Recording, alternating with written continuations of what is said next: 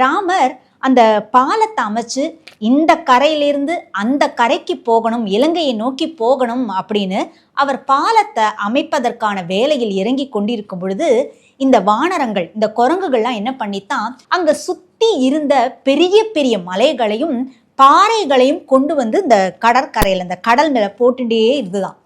இந்த அணில்கள்லாம் பார்த்துதான், ஷோ இந்த குரங்குகள்லாம் எவ்வளவு அழகா ராம கைங்கரியத்தை பண்றது, நம்மளால அவ்வளோ எந்த விதமான கைங்கரியமும் பண்ண முடியலையே, அந்த ராமருக்கு நம்ம எப்படி கைங்கரியம் பண்றதுன்னு இந்த அணில்கள்லாம் கூடி கூடி பேசித்தான்.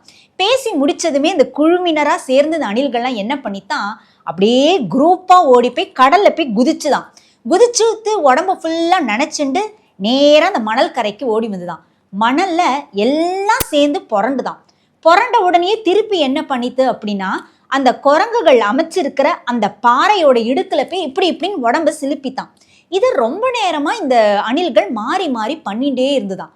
உடனேயே என்ன பண்றது இந்த அணில்கள் அப்படின்னு சொல்லிட்டு இந்த வானரங்கள், இந்த குரங்குகள்லாம் இந்த அணில்களை பார்த்து சிரிச்சு கேட்டுதான், இது என்ன வித்தை காட்டுறீங்க நீங்க அப்படின்னு இந்த வானரங்கள் கேட்ட பொழுது அணில்கள் ரொம்ப அழகா சொல்லித்தான், நீங்க மட்டும்தான் ராம கைங்கரியம் பண்றேன்னு நினைக்காதீங்க, நாங்களும் தான் பண்றோம். என்ன தெரியுமா, நீங்க அந்த பாறைகளை போட்டு போயிடுறீங்க இல்லையா, அந்த பாறைகளுக்கு நடுவுல பூச்சி வேலை பண்ணணும், அந்த பூச்சி மாதிரி மண்கள் நிக்கணும் அப்படின்றதுக்காகவே நாங்க என்ன பண்றோம் அப்படின்னா, அந்த கடலுக்குள்ள போறோம், குளிக்கிறோம், எங்க உடம்பு முழுக்க அந்த தண்ணீரை எடுத்துட்டு வரோம், வந்த கையோட எங்களோட உடம்புல அந்த மண்ணை ஒட்டிக்கிறோம், அந்த மண்ணை கொண்டு போய் அப்படியே நீங்க அமைச்சிருக்கிற அந்த பாறைகளுக்கு நடுவுல கொண்டு போய் சிலிர்த்து விடுறோம். அப்ப என்ன ஆகுதுன்னா, நாங்கள் சிந்தர இந்த மண் அப்படின்றது அந்த பாறைகளுக்கு நடுவுல ஒரு பூச்சு வேலையா மாறி போறது அப்படின்னு சொல்லித்தான் இதை தூரத்துல இருந்து ராமபிரான் சிலிர்ப்போடு கேட்டாராம்.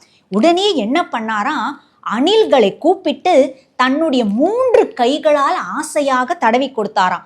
இன்னி வரைக்கும் பாருங்க, அந்த திருமலை வாசன் எப்படி அந்த பச்சை கற்பூரத்தை தன்னுடைய தாடையில தாங்கிண்டு அடையாளமா வச்சுட்டு இருக்காரோ, அதே மாதிரிதான் இன்னைக்கு அணில்களோட அந்த உடம்பை எடுத்துட்டோம் அப்படின்னாலே அந்த 3 கோடுகள் அணிலின் முதுகில் முக்கியமான அடையாளமாக இருக்கிறது.